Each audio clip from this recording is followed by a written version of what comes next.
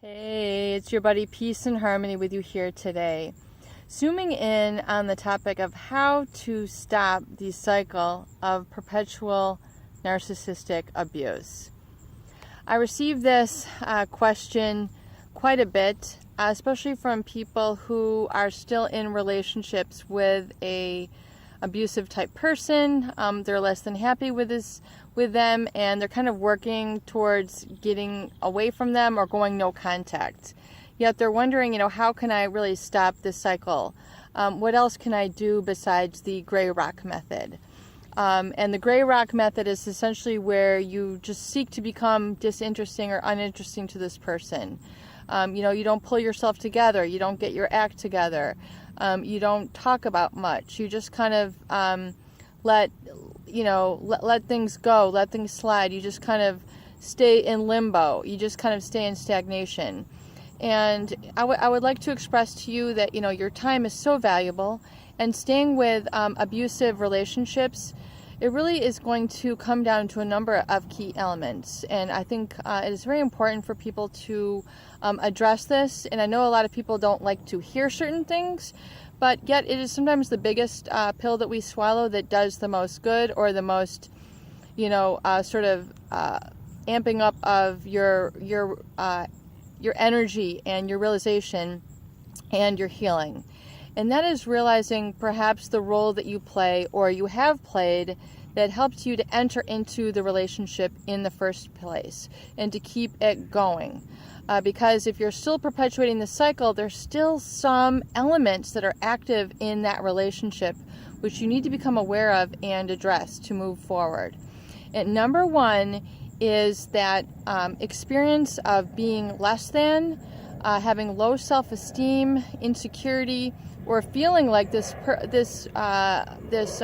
fiancé, this relationship, or this family member is truly better than you. So oftentimes people who stay in abusive relationships actually feel that they are powerless, that they are helpless to change or to change in the situation.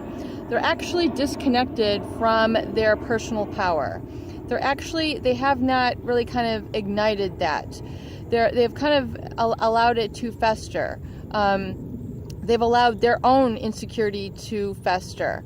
They've allowed it to be revalidated or reaffirmed or reinforced by this person, because they're giving this person, the abuser, whether it's narcissistic, whether it's physical, or whether it's psychopathic, they're giving this abuser a position of power over them. Basically saying, you are right, I am less than. You are right, I am a horrible person.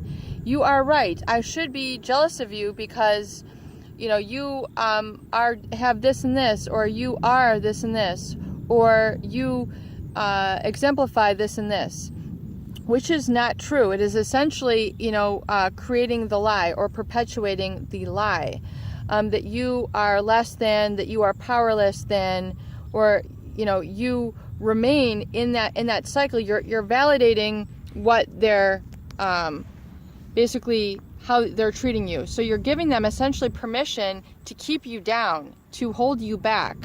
And a lot of people are not able to see this and realize it while they're in the midst of the relationship. And it really can go on for years, if not decades. And when I say decades, I mean plural.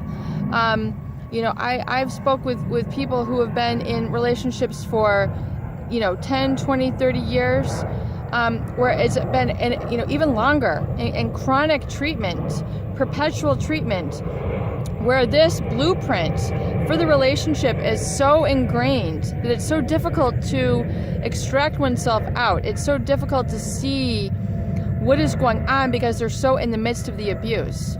So you have to absolutely extract yourself physically, emotionally, psychologically, and spiritually from that cycle.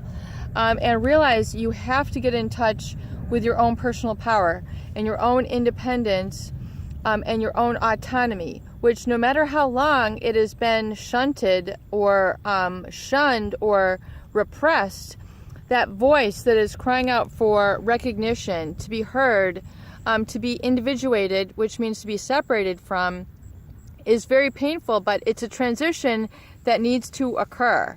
So oftentimes we talk about the entrapment bond or the trauma bond. So that's what's perpetuating oftentimes that psychological abuse, physical abuse. There is an entrapment bond, not a relationship there. So it is a bond which is like a glue, an emotional glue, which is keeping that person stuck. And stuck meaning you're holding yourself back.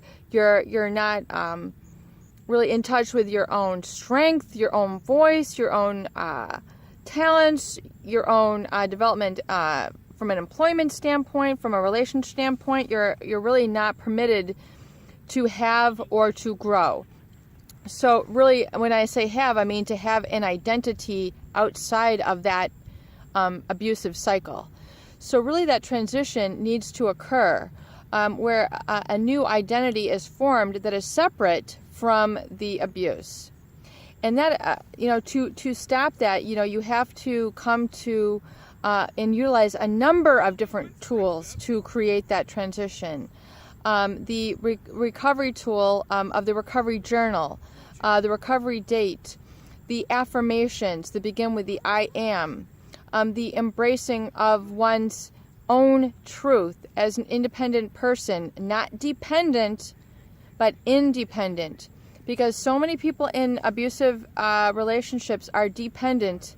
They've created a entrapment bond where they are, in essence, dependent on that person for either finances, emotional battering. I mean, they're dependent upon them in a number of different ways, financially, physically, emotionally. Keeping them. It's easier, I guess, for people to have them kept down rather than do the work that is required to emerge as a strong and independent person. So that work absolutely positively has to be done, and little by little those steps are going to help you create that individuation, that autonomy, and that personal power that you are seeking. Utilizing all the tools, all the steps, and really doing it consistently is going to help you move through that abuse into healing and personal empowerment, which is the exciting part. Peace and harmony with you here today. I hope these videos do help. Please share, please subscribe for more great tools, videos, discussions, and support.